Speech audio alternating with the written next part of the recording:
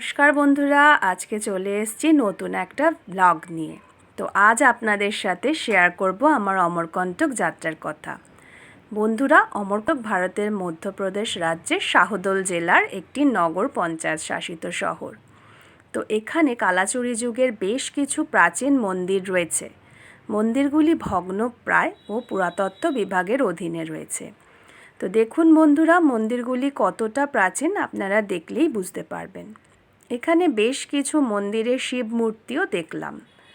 এই মন্দিরে আগে কোনো প্রবেশ মূল্য লাগতো না, বর্তমানে প্রবেশ মূল্য লাগে, যেহেতু পুরাতত্ত্ব বিভাগ দেখাশোনা করে।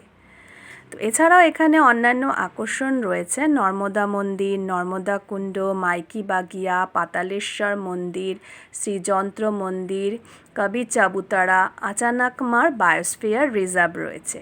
তো কারা কারা অমরকণ্টক গেছো কমেন্টে জানিও।